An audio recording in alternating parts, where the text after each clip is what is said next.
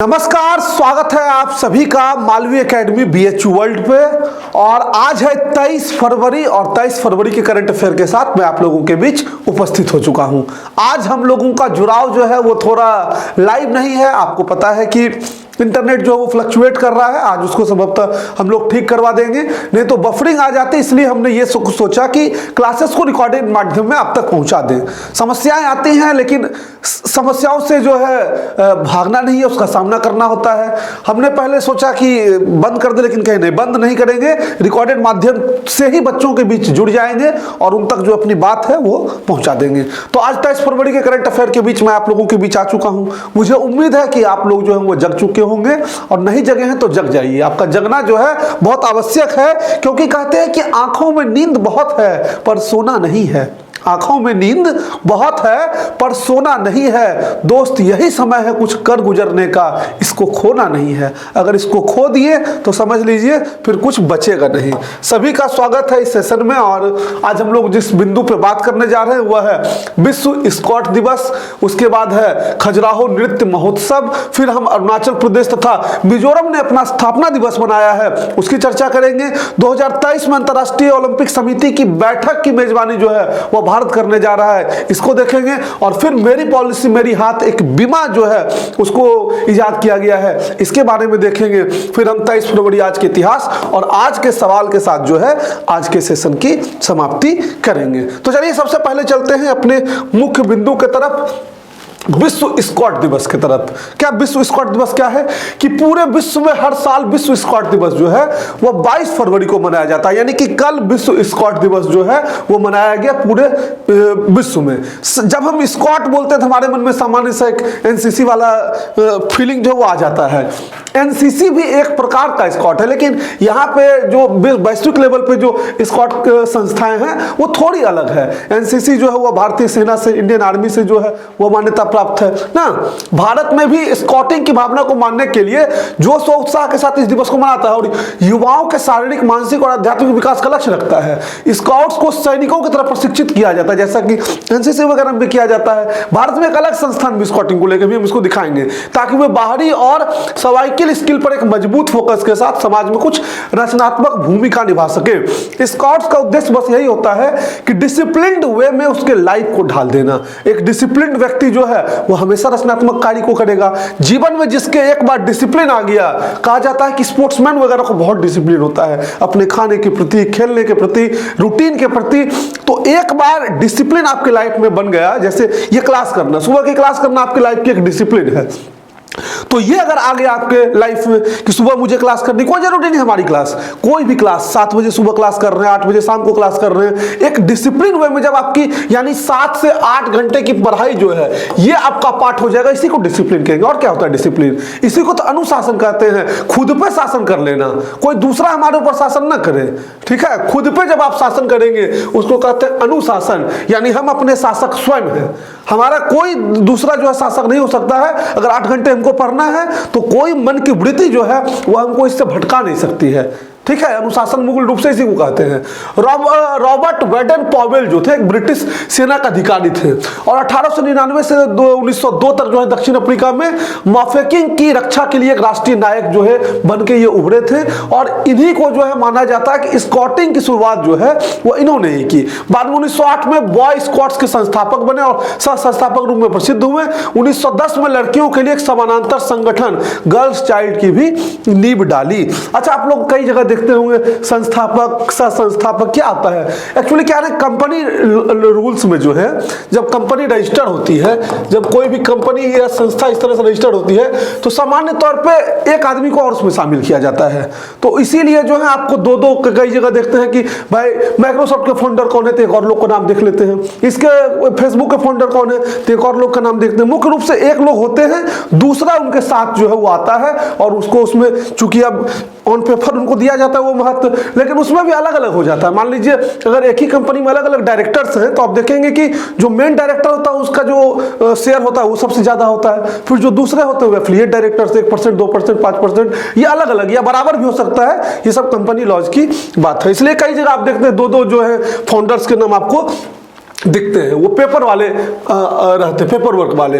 The Bharat scouts and guide, अभी हम बात कर रहे थे कि स्कॉट को लेके, तो हम लोगों को दो तरह के स्कॉट की चर्चा तुरंत हमारे दिमाग में आ जाती है, एनसीसी एंड एनएसएस। ये है स्कॉट्स की तरह, लेकिन भारत में जो है भारत स्कॉट्स एंड गाइड्स नाम का जो है एक अलग संस्था भी है। The Bharat and scouts guides, BSD is the national scouting and guiding association of India. यह जो है भारत का राष्ट्रीय स्कॉटिंग और गाइडिंग एसोसिएशन है। स्थापना इसकी 1950 में हुई थी, 7 नवंबर को, मुख्यालय है नई दिल्ली में। और इसको जो है world association of girl guides and girl scouts के द्वारा जो है मान्यता प्राप्त है। साथ ही स्कॉट आंदोलन का विश्व संगठन, world organisation of the scout movement जो है, उससे इसको मान्यता प्राप्त है। जबकि एनसीसी की बात करेंगे तो एनसीसी को जो है इंडियन आर्मी से मान्यता प्राप्त है। एनएसएस की बात करेंगे तो हमारा जो खेल मंत्रालय, यूथ एंड क्या उसका पूरा नाम है, यूथ एंड स्पोर्ट्स मिनिस्ट्री जो है, उससे उसको मान्यता प्राप्त है। तो अलग अलग मान्यताएं जो है वो अलग अलग संगठनों को अलग अलग जगहों से प्राप्त होता है। अब आपसे एक सिंपल सा प्रश्न पूछा गया कि विश्व स्कॉट दिवस जो है कब मनाया जाता है। चलिए इंग्लिश में नहीं है, इंग्लिश इसका मैं ट्रांसलेट कर दे रहा हूं कि when is World Scout Day celebrated, ये लिख लेंगे आप, when is World Scout Day celebrated. तो इसका तुरंत सरल सा उत्तर आप लगा देंगे 22 फरवरी। अगर इसमें अभी गलती करेंगे तो फिर सोच लीजिए आप एग्जाम में क्या करेंगे। और यहाँ हमने आपको 21 फरवरी सटा के दे दिया, क्योंकि अभी तुरंत पढ़ाए हैं तो थोड़ा सा ऑप्शन जो है वो करीब का दे देते हैं। लेकिन जब एग्जाम में जाएंगे दूर दूर के ऑप्शंस दिखेंगे, मार्च के, अप्रैल के, मई के। तो आप अगर सिर्फ महीना भी ध्यान में रखते जाएंगे तो आपका काम जो है वो हो जाएगा। कैसे इसको ध्यान रखना है, स्कॉट जो है वो डिसिप्लिन होता है, तो ध्यान रखिएगा कि वैलेंटाइन डे बनता है उसी महीने में, और वैलेंटाइन डे आपके डिसिप्लिन को तोड़ देगा। यहाँ आएंगे तो आप डिसिप्लिन में शामिल हो जाएंगे। ठीक है, चलो दूसरा हमारा क्या है, दूसरा है खजुराहो नृत्य महोत्सव। खजुराहो का नाम तो सुना ही होगा, सुने हो कि नहीं खजुराहो का नाम? मध्य प्रदेश में खजुराहो जो है वो छतरपुर जिले में है। और खजुराहो जो टेम्पल का ग्रुप्स है, बहुत फेमस टेम्पल ग्रुप्स है। मध्य प्रदेश में 48वां खजुराहो नृत्य महोत्सव शुरू हो गया। इस सप्ताह भर चलने वाला यह महोत्सव 26 फरवरी तक चलेगा। राज्यपाल मंगू भाई पटेल खजुराहो में महोत्सव का उद्घाटन किए हैं। खजुराहो नृत्य महोत्सव देश की विभिन्न नृत्य शैलियों और रूपों के मेल का मंच है। इस सांस्कृतिक उत्सव का उद्देश्य जो है वो भारतीय शास्त्रीय शैली जैसे कथक, भरतनाट्यम, ओडिसी, कुचिपुड़ी, मणिपुरी, कथकली। अच्छा, दो प्रमुख लोक नृत्य से जुड़े हुए व्यक्तियों का निधन हुआ है। आप उन दोनों का नाम कमेंट बॉक्स में हम बताए भी हैं। अब ऑप्शन हिंट देंगे, एक का हिंट देते हैं महाराज, उसके नाम में हमने बताया था, तो आपको दे देना है कि वह उनका नाम क्या है, कमेंट बॉक्स में जरूर बताइएगा, और वह किस नृत्य से जुड़े। हम देखते हैं कितना का दिमाग काम करेगा। यहाँ आ भी गया है। मणिपुरी कथकली समृद्धि को विश्व के सामने लाना है।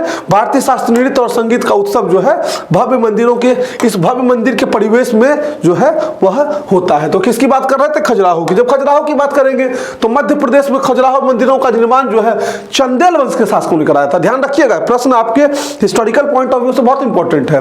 करंट अफेयर जब हम पढ़ते हैं तो करंट का मतलब सिर्फ करंट नहीं होता है। करंट अफेयर का मतलब होता है करंट से रिलेटेड जितने चीजें आ रही है वो सब करंट का पार्ट है। खजुराहो से रिलेटेड क्वेश्चन पूछे जा सकते हैं आपसे।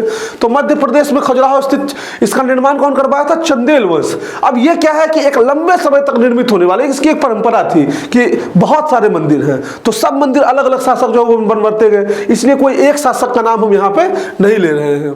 900 से 1130 ईस्वी के बीच जो है यह विकसित हुआ।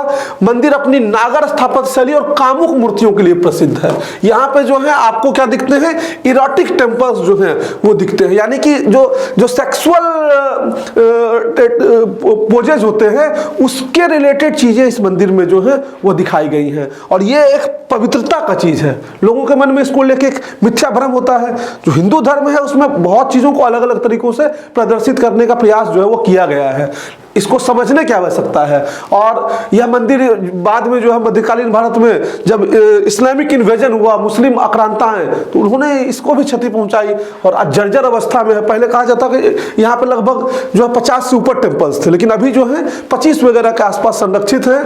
और वर्ल्ड हेरिटेज साइट का भी इसको मान्यता प्राप्त है। यह मंदिर हिंदू व जैन धर्म से संबंधित, इसको भी ध्यान रखिएगा। यह भी पूछा जाता है कि खजुराहो मंदिर जो टेम्पल ग्रुप्स है किस धर्म से संबंधित है। तो हिंदू और जैन धर्म से संबंधित है। और यहाँ का प्रसिद्ध मंदिर एक है कंदरिया महादेव मंदिर। यह प्रश्न पूछा गया है कई बार कि कंदरिया महादेव मंदिर जो है पूछ देगा कहाँ है, तो मध्य प्रदेश में है। या ऑप्शन दे देगा खजुराहो, तो खजुराहो लगा दीजिएगा। या ऑप्शन छतरपुर दे देगा, तो छतरपुर जिले में है। खजुराहो मंदिरों को 1986 में यूनेस्को के द्वारा विश्व विरासत स्थल का जो है दर्जा प्रदान किया गया था, कहीं कहीं 1987 दे देता है। तो आपको माना कि डिटेल में डेट नहीं पूछता। होता क्या है ऐसी चीज़ों में, क्या होता है 86-87 वाला जो आप एक साल वाला देखते हैं, घोषणा कभी होती है, शामिल कब किया जाता है। ऐसे ही मान लीजिए भारत रत्न की घोषणा कब की, दिए कब, तो एक आध साल उसको लेकर लिखने का पर्सपेक्टिव अलग हो जाता है लोगों का, इसलिए एक आध साल आगे पीछे जो है देखते हैं। ठीक, खजुराहो मंदिर से संबंधित कुछ तथ्य और देखिए कि यह जैन व हिंदू मंदिरों का समूह है जो मध्य प्रदेश के छतरपुर जिले में स्थित है। 64 योगिनी मंदिर, ब्रह्मा और महादेव मंदिर ग्रेनाइट पत्थर से जो है, और शेष मंदिर गुलाबी पत्थर व हल्के पीले रंग के दानेदार बलुआ पत्थर से बने हैं। अब ये ध्यान रखिएगा कि 64 योगिनी मंदिर, ब्रह्मा और महादेव, यानी महादेव वही कंदरिया मंदिर जो है, तो ये सब उसी का पाठ है। ऐसा माना जाता है कि चंदेल शासक अपने शासनकाल में कम से कम एक मंदिर अवश्य बनवाते थे, इसलिए खजुराहो मंदिरों में एक शासक के काल में नहीं हुआ। वास्तव में मंदिरों का निर्माण एक से अधिक चंदेल शासकों के द्वारा कराया, एक परंपरा थी। यानी कि जो भी शासक बनते थे उनको लगता था कि भाई चलो यहाँ पे एक मंदिर हम लोग बनवा देते हैं, और एक परंपरा के रूप में ये मंदिर का ग्रुप जो है, टेंपल का ये ग्रुप है जो विकसित होता चला गया, और आज जो है यह विश्व धरोहर स्थल में शामिल है। अब प्रश्न आपके लिए, प्रश्न बड़ा देखिए घुमा के दिया गया है कि खजुराहो नृत्य महोत्सव चर्चा में है। ठीक है, नृत्य महोत्सव तो जरूर चर्चा में है, लेकिन खजुराहो टेंपल ग्रुप जो है वो भी हमारे लिए तो इंपॉर्टेंट है। तो निम्नलिखित तथ्यों की अब जांच करिए खजुराहो संबंधित कि खजुराहो हिंदू व जैन मंदिरों का समूह है जो मध्य प्रदेश के छतरपुर जिले में स्थित है। ठीक बात है। चंदेल शासक खजुराहो मंदिरों के निर्माण कथा के रूप में जाने जाते हैं, ये भी ठीक बात है। यह मंदिर अपने नागर स्थापत्य शैली और कामुक मूर्तियों के लिए, इरोटिक और नागर आर्किटेक्चर शैली के लिए जानी जाती है। ठीक ही लग रहा है। खजुराहो के मंदिरों को विश्व विरासत स्थल का दर्जा प्राप्त है, तो हमको लग रहा है ये बात भी सही है। तो 1, 2, 3, 4 जो है हमको लग रहा है सब सही है। अब आप लोगों को भी हमको लग रहा है सब सही लगेगा क्या? तो हमारा ऑप्शन नंबर डी जो है वो इसमें सही हो जाएगा कि 1, 2, 3, 4 जो है वो सभी सही है। अगले पॉइंट की तरफ चलिए कि 20 फरवरी को अरुणाचल प्रदेश तथा मिजोरम का स्थापना दिवस जो है वह मनाया जाता है। तो मिजोरम की स्थापना के साथ मिजो नेशनल फ्रंट के संघर्ष का जो है समापन हो गया। पहले तो यह समझिए कि 20 फरवरी जो है वह अरुणाचल और मिजोरम का स्थापना दिवस है। तो 2 ये आ गया हमारा पूर्वोत्तर राज्य भारत। 3 का हम आज से ठीक 1 महीना पहले, 20 के 1 महीना पहले जाएंगे तो 21 जनवरी आ जाएगा। ठीक है, तो उसमें हम पढ़ाए थे। तो जरा बताइएगा कि हम 3 और राज्य कौन कौन सा जो है उसका स्थापना दिवस बताए थे। तो आप देखेंगे तो कई स्थापना दिवस हम आपको पढ़ा चुके हैं। ये 2 हो गया, अभी 3 पहले था, उत्तर प्रदेश बीच में आया था। तो स्थापना दिवस के माध्यम से कई राज्यों का जो हिस्ट्री है वो भी आपको पता चला है। तो ये चीजें आपको पता होनी चाहिए, ये चीजें आपको याद रहनी चाहिए। अब एग्जाम में आप अगर ये सोच रहे हैं यही क्वेश्चन डायरेक्ट पूछ दे कि 20 फरवरी को स्थापना दिवस मनाया गया, तो ठीक बात नहीं है। जब राज्य का स्थापना दिवस हम आपको पढ़ाए थे तो हमने राज्य पुनर्गठन आयोग के बारे में बता दिया था आपको। तो ये सारी चीजें जो पॉलिटिकल साइंस से रिलेट करके मैंने बताई, या और अन्य चीजों को हिस्ट्री से जो रिलेट करके बताते हैं, वो चीजें भी आपके मस्तिष्क में एकदम बैठी रहनी चाहिए। ठीक ना, बहुत इंपॉर्टेंट है। मिजोरम के स्थापना के साथ जो है, मिजोरम के स्थापना के साथ मिजो नेशनल फ्रंट का संघर्ष समाप्त हुआ। इसका मतलब यह है कि मिजो नेशनल फ्रंट नाम का कोई संगठन था जो ऑलरेडी इसके लिए संघर्ष कर रहा था। मिजो नेशनल फ्रंट की स्थापना 1961 में की गई थी। इस संगठन ने ग्रेटर मिजोरम की स्वतंत्रता की मांग के लिए हथियार उठाए और आइजोल, लंगोई, चंतेंग, छिमलुंग इत्यादि स्थानों पर सरकारी संस्थानों को निशाना बनाया। ये लोग जो है मिजोरम जो था किसका पार्ट था? मिजोरम एक जिला था असम का पहले। ठीक ना, भारत सरकार ने 1970 में मिजो नेशनल फ्रंट पे प्रतिबंध लगा दिया। इसे MNF के नेतृत्व में संघर्ष और भी तीव्र हुआ। 1972 में यही मिजो नेशनल फ्रंट MNF मतलब, ठीक है, प्रतिबंध लगाने के बाद और तीव्र हो गया था। 1972 में इसको केंद्र शासित प्रदेश घोषित किया गया। फिर भी प्रदर्शनकारी जो थे वो एमएनएफ के साथ नहीं हुए। 30 जून 1986 को मिजो नेशनल फ्रंट तथा भारत सरकार ने समझौते पर हस्ताक्षर किए। इसके पश्चात मिजो नेशनल फ्रंट ने हिंसा का मार्ग त्याग दिया और शीघ्र ही मिजोरम को भारत का पूर्ण राज्य बना दिया गया। इसे नए मिजोरम राज्य अधिनियम 1986 के तहत जो है पारित किया गया। ठीक है, तो ये है मिजोरम का इतिहास। मिजोरम पहले किसका पार्ट था? तो मिजोरम जो था पहले वह असम के नियंत्रण में था। अब देखिए आते हैं हम लोग अरुणाचल प्रदेश की तरफ। असम का वो जिला था। असम शुरू में असम का नियंत्रण जो था असम की प्रांतीय सरकार के गवर्नर के पास हुआ करता था। संविधान लागू होने के बाद नॉर्थ ईस्ट फ्रंटियर एजेंसी, एक तो एमएफए का नाम आपको ध्यान रखना है, दूसरा आपको नेफा का भी नाम ध्यान रखना है। नेफा नॉर्थ ईस्ट फ्रंटियर एजेंसी का कार्यभार जो है असम के राज्यपाल को सौंपा गया। बाद में नेफा का नाम बदल के अरुणाचल प्रदेश कर दिया गया। 1972 में अरुणाचल प्रदेश केंद्र शासित प्रदेश बना और 1975 में अरुणाचल प्रदेश को जो है अस्थायी विधानसभा में परिवर्तित किया गया। इससे अरुणाचल प्रदेश के लिए जो है मंत्रिपरिषद का गठन किया गया।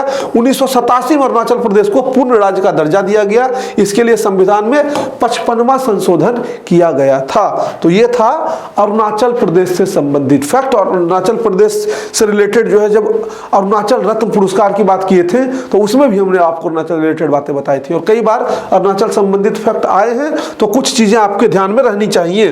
ठीक है, अरुणाचल मतलब क्या होता है बताओ कमेंट बॉक्स में जरा हमको। अब प्रश्न है कि अरुणाचल प्रदेश तथा मिजोरम का स्थापना दिवस जो है हाल ही में मनाया गया। संबंधित बिंदुओं पे ध्यान दें कि मिजोरम राज्य अधिनियम 1986 पारित किया गया था। ठीक लग रहा है ये। दूसरा है कि 20 फरवरी को अरुणाचल प्रदेश तथा मिजोरम का स्थापना दिवस मनाया जाता है। ये भी ठीक है। मिजोरम पहले असम का हिस्सा था।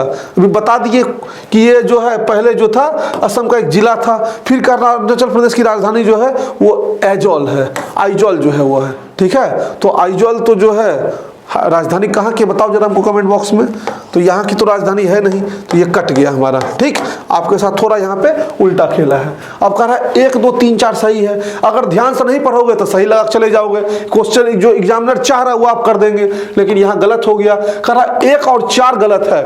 तो 1 तो सही है भाई, तो ये भी कट गया हमारा। 3 और 4 बोथ आर इनकरेक्ट। 3 4 भले जो है गलत है लेकिन 3 तो सही है, ये भी कट गया।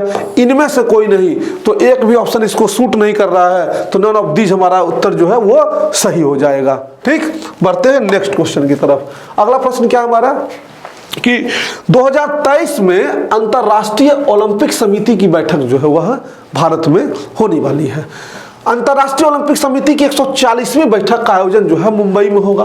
बीजिंग में हुई ओलंपिक समिति की 139वीं बैठक के दौरान भारत ने अगली बैठक की मेजबानी का अधिकार हासिल कर लिया। अच्छा हमको बताओ, अभी जो हाल फिलहाल में ओलंपिक्स हुआ था वह कहाँ आयोजित हुआ था और अगला ओलंपिक का आयोजन जो है वह किस देश में होने वाला है, ये आपको कमेंट बॉक्स में बताना है। अपने नोटबुक में भी दर्ज करना है। जब भी आप किसी कंटेंट को पढ़ते हैं तो उसको बारीकी से उसका अध्ययन जो बहुत जरूरी है। जैसे ही ओलंपिक समिति की बात आई तो हमारे दिमाग में भारत ने ओलंपिक में जो स्वर्ण पदक वगैरह जीते, कितने जीते थे बताओ उनको, तो वो सब आ जाना चाहिए। सिर्फ नीरज कुमार का नाम, जो नीरज चोपड़ा का नाम आपके दिमाग में नहीं आना चाहिए कि भाला फेंक में जो है जेवलिन थ्रो में हमको आया, और भी अवार्ड हमने लाए थे और एग्जाम में वो पूछे जा सकते हैं।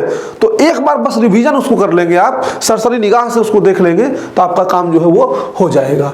तो 139वीं बैठक के दौरान भारत ने अगली बैठक की मेजबानी का अधिकार हासिल किया। मेजबानी मतलब होता है नेतृत्व, कि हमारे यहाँ होगा। ठीक है, आइए हम जो है आपको बैठा के खिलाए पिलाए हमसे यही बात करिएगा। इस दौरान किसी भी देश ने भारत का विरोध नहीं किया। जितने भी देश थे सब कहा अरे भारत बहुत अच्छा है, पाकिस्तान थोड़ी विरोध होगा।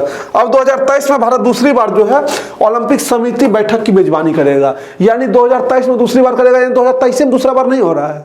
2023 में दूसरी बार का यहाँ तात्पर्य कहने का है कि भारत दूसरी बार कर रहा है। 2023 में यानी इसके पहले भी भारत कर चुका है। अब देखिए अंतर्राष्ट्रीय ओलंपिक्स 1983 में जो है दिल्ली में इसका आयोजन ऑलरेडी एक बार वैश्विक लेवल पे हो चुका है। दूसरा जो है वो मुंबई में हो रहा है। तो भारत दूसरी बार इसकी मेजबानी कर रहा है।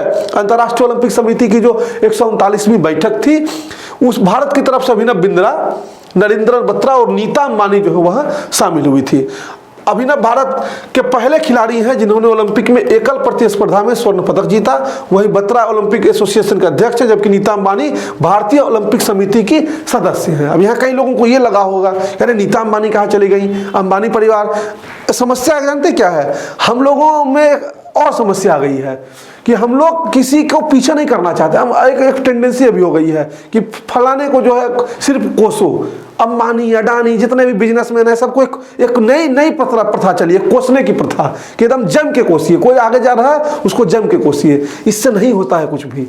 कोई भी व्यक्ति आगे बढ़ रहा है, अगर आपको उसको प्रतिस्पर्धा देना है तो आपको अपनी मेहनत को बढ़ानी पड़ेगी। कोई भी छोटी लकीर अगर है तो उस छोटी लकीर को मिटाने का प्रयास करेंगे तो नहीं मिटेगा, एक बड़ी लकीर खींचनी पड़ेगी। ठीक है, तो बड़ी लकीर खींचने वाले लोगों में शामिल होइएगा। अब नीता अंबानी का नाम आते ही कई लोगों के मन में आ गया, अरे इसको क्यों भेज दिया? भाई ओलंपिक समिति के सदस्य हैं, वो क्या है, ओलंपिक समिति की मेंबर हैं, इसलिए गई थे। ठीक है, अब प्रश्न आता है आपके सामने कि 2023 में अंतर्राष्ट्रीय ओलंपिक समिति की बैठक का आयोजन, क्या लिखा हो भाई, आयोजन। ठीक है, बताइए आयोजन किस देश में होगा? Which country will host the international Olympic committee meeting in 2023? तो 2023 में इसका आयोजन जो है वह मुंबई में, यानी देश पूछ रहा है तो भारत हो गया। तो मुंबई, भारत में इसका आयोजन जो है होना है। अब अगला जो हमारा सवाल है वह है मेरी पॉलिसी मेरा हाथ।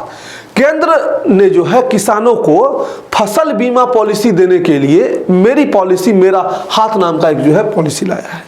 घर घर वितरण अभियान जो है वह शुरू करेगा, यानी कि जिसको जो समस्या है पॉलिसी के तहत यहाँ पे जाके इसको जो है कंप्लीट किया जाएगा। अभियान का उद्देश्य किसानों को उनकी पॉलिसी, भूमि अभिलेखों, दावों की प्रक्रिया और PMFBY, प्रधानमंत्री, ये इसका फुल फॉर्म जो है वह है प्रधानमंत्री फसल बीमा योजना। ठीक है, तो PMFBY के तहत जो शिकायत निवारण के बारे में जागरूक किया जाएगा। तो मेरी पॉलिसी मेरे हाथ के तहत क्या होगा, किसानों को जमीन संबंधित जो भी जानकारी है वो भी दी जाएगी, उनकी पॉलिसी संबंधित जो जानकारी है वो भी दी जाएगी, और उनको जो समस्याएं हैं घर घर जाके उसका निवारण जो है किसानों का किया जाएगा। अच्छी पहल सरकार की 2016 में ही जो इसको शुरू किया गया था। प्रधानमंत्री फसल बीमा योजना के नाम से इसको PMFBY के नाम से इसको जानते हैं, इंग्लिश में भी वही कहते हैं, प्रधानमंत्री फसल बीमा योजना।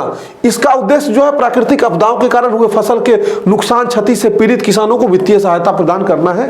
एक तरह से ये क्विक रिलीफ वाला प्रोसेस है। जैसे कोई भी इंश्योरेंस, गाड़ी का एक्सीडेंट होता है तो क्या कहा जाता है, 24 घंटे में आप रिपोर्ट दर्ज कराइए, ये करिए वो करिए। ऐसे इसमें भी एक रूल है कि 72 घंटे में जब आपको कोई नुकसान होता है फसल संबंधित, तो 72 घंटे में आप चीजों को दर्ज कराइए और फिर आपकी बात जो है संबंधित अधिकारी तक पहुंच जाएगी। प्रधानमंत्री ने 18 फरवरी 2016 को मध्य प्रदेश का राजधानी कहां, कमेंट बॉक्स में बताइएगा, मध्य प्रदेश के सीहोर में जो है PMFBY का संचालन संबंधी दिशा निर्देश लॉन्च किए थे। और अभी क्या चल रहा है, 2022 चल रहा है। PMFBY लगभग 85% किसान जो है वह छोटे हैं, 1-2 हेक्टेयर भूमि वाले, और सीमांत 1 हेक्टेयर से कम भूमि वाले किसान जो है वो हैं। तो कुल मिलाकर यह छोटे किसानों के लिए जो है ज्यादा लाभदायक सिद्ध योजना है। तो ये हो गया हमारा प्रधानमंत्री के PMFBY से संबंधित जानकारी। अब हमारा क्या है कि मेरी पॉलिसी मेरे हाथ, ये जो है बीमा का संबंध किस क्षेत्र से है। My policy my hand insurance is related to which area. तो माई पॉलिसी माई हैंड जो है वह किससे संबंधित है, माई हैंड भी कर दे इसको, हाँ माई हैंड ही सही है। ये हमारा किससे संबंधित है, उद्योग से संबंधित है, ऑटोमोबाइल से संबंधित है, कृषि से संबंधित है, या सड़क दुर्घटना से संबंधित है। तो यह कृषि से संबंधित हमारा जो है। तो ये हमारा हो गया, 5 सवाल भी क्लियर। अब चलते हैं आज के इतिहास की तरफ। अरे आज का इतिहास जो है वो कहाँ गायब हो गया भाई, चलो मिसिंग है, कोई नहीं। एल्युमिनियम की खोज जो है उससे रिलेटेड था आज का इतिहास, हम उसको बाद में कंप्लीट करा देंगे। जरा एल्युमिनियम के बारे में आप आज अध्ययन करिएगा, हमको बताइएगा कि एल्युमिनियम का जो है वह एटॉमिक नंबर क्या है। ठीक है, एल्युमिनियम का। उसके बाद आपको बताना है कि मास क्या है, एल्युमिनियम का सिंबल क्या है। ये सब चीज़ आप जो है आज खुद से इसको अध्ययन करिएगा और फिर उसको अपने नोटबुक में जरूर लिख लीजिएगा। ठीक है, अब हम चलते हैं आज के सवाल की तरफ। खजुराहो किस राज्य में स्थित है, ये आपको कमेंट बॉक्स में बताना है। दूसरा है कि नेफा का फुल फॉर्म जो है वो क्या है, ये बताइए। और फिर है कि मिजोरम का स्थापना दिवस कब मनाया जाता है, ये भी आपको कमेंट बॉक्स में बताना है। तो इन तीनों सवालों के साथ आपका आज का करंट अफेयर पूरा हो जाएगा और लाइव वाली जो समस्या उसको हम लोग जो है दूर कर लेंगे आज संभवतः। आज बुलाए हैं इंटरनेट प्रोवाइडर को, वो आके चेक कर लेंगे कि क्यों जो है वो बफरिंग हो रही है। बफरिंग होती तो फिर हमको और आपको पढ़ाने में भी मज़ा नहीं आता, आपको पढ़ने में मज़ा नहीं आता, क्योंकि बच्चे जब लगातार जुड़े होते हैं, अब बीच में कोई लिखने लगेगा बफरिंग बफरिंग, तो दिमाग हमारा भी डिस्टर्ब होने लगता। इसलिए रिकॉर्डेड के माध्यम से हमने आपको ससमय ये लेक्चर उपलब्ध कराया। इसको जो है लाइव की तरह ही इसको हमने शेड्यूल भी कर दिया, ताकि आप लोग जुड़े रहें, आप लोग एक दूसरे से बात भी अपना कर लिए, थोड़ा बहुत चटिया भी लिए होंगे, हमको पूरा पता है और देख रहे हैं हम। आप बस ये समझिए कि रिकॉर्डेड में भी हम जो है वो देख ही रहे हैं आपके चैट को। तो बाकी मन लगा के पढ़िए, एकदम मस्त रहिए, स्वस्थ रहिए। और आपको आज की क्लास कैसी लगी कमेंट बॉक्स में बताइएगा। फिर हमारी और आपकी मुलाकात जो है वो होगी कल सुबह 7 बजे, शाम को करंट अफेयर के क्लास में भी मिलेंगे। तो मस्त रहिए, स्वस्थ रहिए। देखते हैं करंट अफेयर वाला लाइव होगा या रिकॉर्डेड जाएगा, लेकिन क्लास जो है वो आपकी मैं देने की पूरी कोशिश कर रहा हूँ। तो फिर हम लोग की मुलाकात होगी अगले क्लास में। वेरी वेरी थैंक यू, मजे लेते रहिए, धन्यवाद। पढ़ाई लिखाई भी करते रहिएगा।